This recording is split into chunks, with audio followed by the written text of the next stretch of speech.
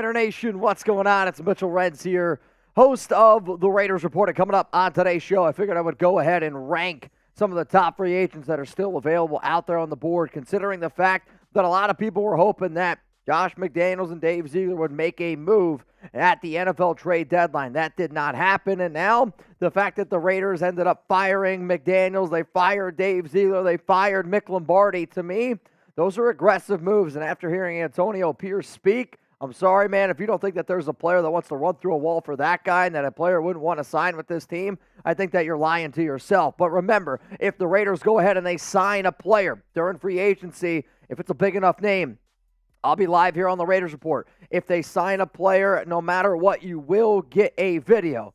I can't promise that I'll go live for 24 hours straight ever again, but I will promise that we will break it down here on the Raiders Report. Let's go to number 10 here on my list of some of the top free agent targets out there. It was reported by Diana Rossini that the Raiders have been looking for a Chandler Jones replacement. However, they didn't want to have to give up too much draft capital in order to do it.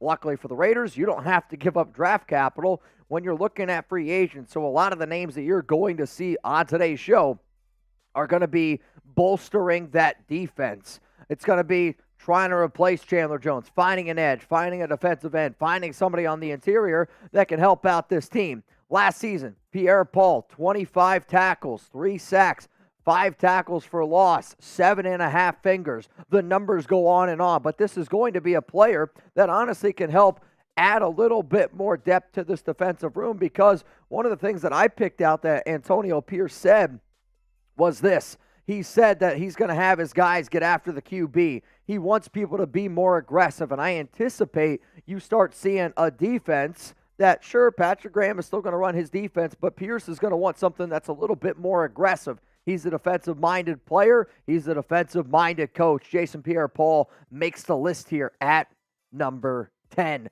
Let's go to number 9 here on my list. It's Tarrell Basham, another edge rusher here, and he's been an okay player. Like, Pierre-Paul has definitely a lot more experience in the NFL and probably actually has that connection with Antonio Pierce. For Basham, he's built very similar to a Malcolm Kuntz. He's not big like your typical defensive end, and he's a little bit bigger, if you will, than a linebacker. So for the Raiders that want to use a little bit of that outside linebacker role with Divine Diablo down right now, Basham would not cost them a lot of money.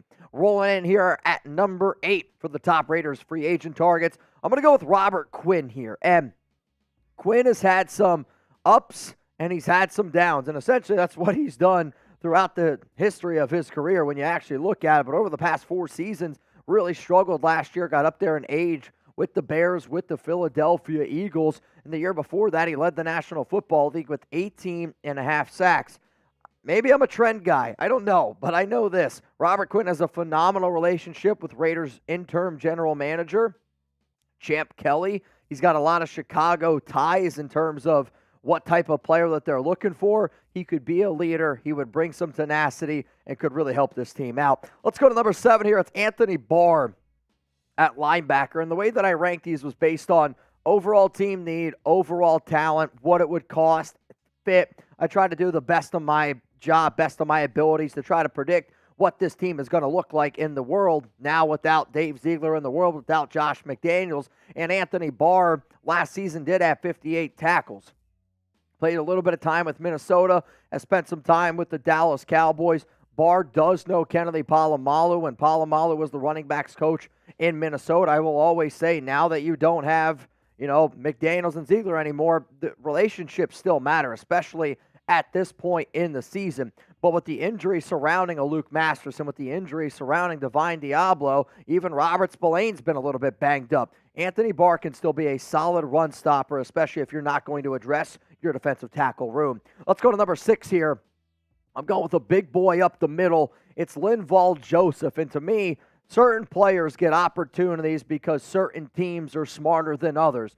Whether you like Philadelphia or not, Howie Roseman is never scared. And I respect the hell out of Howie. I think he's one of the best GMs in all of football. And when you saw last season the Eagles make their Super Bowl run, I'm not saying that Linval Joseph was one of the big reasons why they made a run, But when you have that extra depth, it does go a very long way, especially because when you've watched the Raiders games over the past few weeks, yes, the offense can't move the football. Hopefully that changes. But your defense continually just gets beat up on the defensive interior. If you're not going to play Nesta Jade Silvera, if you're not going to play Byron Young, and you're going to rely on a lot of these other players, like, I'm sorry, Linval Joseph, to me, he's better than a lot of the guys I think that the Raiders have currently at defensive tackle. I'm going to get into my top 5 names here that are still on the free agent market. But before I do, I'm really hoping I can make my way out to Las Vegas for Week 10 when the Raiders and Jets play. And my dad's going to be out there, and I can't wait to hang out with him if I'm able to go. And hopefully we can even share a drink, maybe 2, out there at Red Tail. It's at Resorts World, and personally, I think that you should make a reservation. It's a great spot to go out, watch the game. It's a great spot if you're trying to hang out with your buddies, if you're trying to hang out with your significant other, hell, if you're trying to hang out with your side piece. You can do all that, make a reservation at Red Tail. You can get $4 off any 20 or $4 any 20-ounce beer. The burgers there absolutely slapping on Friday, which if I go out there Friday night and I'll be there Saturday, the Friday deal of $7 espresso martinis from 10 p.m. to midnight, that's got my fiance Alex written all over it. Heck, margaritas from 10 p.m. to midnight, $7 margs in Vegas. 1 margarita, 2 margarita that usually leads to a shot, which then probably is going to lead to me crushing some wings, which their wings are really good. I'm actually more of a burger person usually, but the wings I thought at Red Tail were superior to the burger, and that's my honest opinion. I used to do watch parties out at Red Tail back in 2021. I'm really hoping for the opportunity to be able to do it going forward here again. But if you haven't already, go check it out. Really cool spot in Resorts World in Las Vegas. Make a reservation today, chatsports.com/redtail. Let's go to number 5 here on the list. It's Ndamukong Suh. Ndamukong Suh, another big boy up the middle, and I decided to bump up Suh here a little bit. And, I said a lot of the same things that I did about Linval Joseph when Suh's not the same player, Joseph not the same player, but they did go on Philadelphia Eagles. They were part of that Super Bowl run. But to me, it's the Ndamukong Suh mentality. Antonio Pierce sounded like the type of coach that's not afraid to run through a wall for you, but he's also going to expect that you run through a wall for him. He wants somebody who's going to be tough. I want Antonio Pierce to continue to give amazing speeches like he did on Wednesday, because I want people that go out there and not afraid to punch you in the mouth. I want the Raiders defense to go back to being a defense that people actually feared. And yes, the defense has played a lot better, but Ndamukong Suh, even if he's 37 years old, he's going to bring some fire, he's going to bring some tenacity, and he's going to scare the hell out of some people. That I know for a fact. Now, how about this? I want you to be real with me. We still got a few names coming up here. Should the Raiders sign a defensive lineman? And when I say defensive lineman, I'm talking edge rusher. Edge, defensive end, defensive tackle. I know that the defense has played better. The offense has been the problem. But to me, you're not going to get very far in the NFL if you can't win in the trenches, and they need to start, and they need to realize that they better start winning in the freaking trenches really quick. Let's go to another defensive tackle here, and it's Akiem Hicks. Hicks spent some time with the Tampa Bay Buccaneers last season. He also was a member of the Chicago Bears just 2 seasons ago, where Champ Kelly, your interim general manager, was there. And he's a big body guy up the middle, definitely getting up there in age. For the Raiders, if you're going to be willing to just throw out John Jenkins on a weekly basis, that's fine. Jenkins has earned that role. But then don't hit me with, we don't want to play some of these older players, because a lot of the players that are on this list are veterans. And yes, veterans aren't great, but you got to at least try to do something. Let's go to number 3 here on the list. It's Carlos Dunlap at edge. And this has just been one of those dudes that he goes out there, he's going to compete at a high level. He's obviously not the same player that he was back when he was a member of the Cincinnati Bengals, but he has had some experience in the AFC with the Kansas City Chiefs last season. 4 sacks, 39 tackles. And to me, this is a really good Chandler Jones replacement. You know what you're going to get in Dunlap. You know that you're going to get a solid player. So when you have that type of veteran leadership on top of somebody that's going to be able to bring it, I like that one a lot. Let's go to number 2 here. It's Melvin Ingram, and another player that can play in a 4-3 stand-up outside linebacker role. Can also, I don't think the Raiders really do 3-4 anymore, but when you need him to be that outside linebacker and you line him up on the outside behind Tyree Wilson, you can line him up on the outside right next to Max Crosby. But again, it's the depth.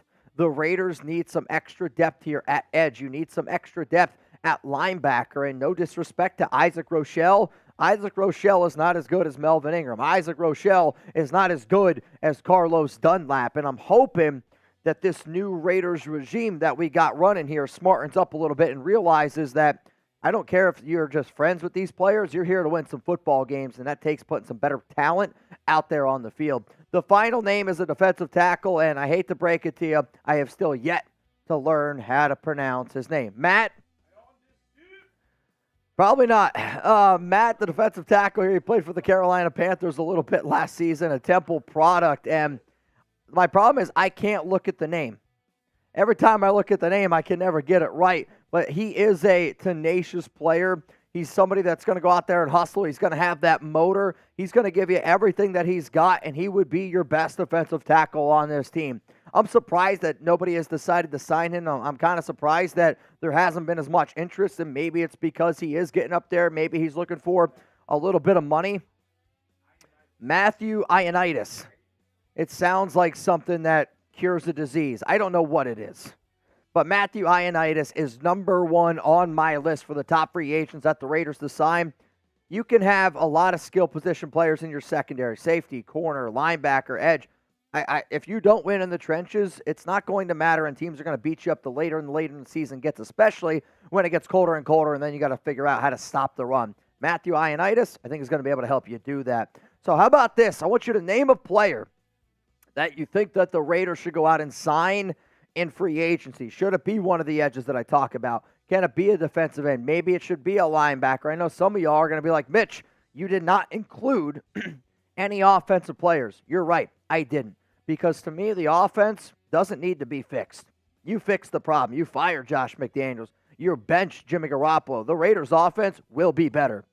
And I am so confident in that, is why I did not put any offensive players on this list. So before I go, if you guys want, take a screenshot. Don't be afraid. Share this on Twitter. Share it on Instagram. We know now that Raider Nation's voice, it can be heard. And if you don't think that it can be heard, then you've been living underneath a rock for the past few days. If you want to stay up to date on even more stuff going around the silver and black, I'm at MitchellRens365 on IG. I'm at MitchellRens365 on Twitter, X, whatever you want to call it. And if the Raiders decide to add some talent on defense, if they decide to add some talent on offense, if the name is big enough, not going to be a 24-hour stream.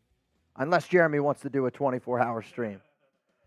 But we will make a video. We will make it live if it's a big enough name. Appreciate all of y'all tuning in, and appreciate everyone that tuned in to our 24-hour live stream on the Raiders Report.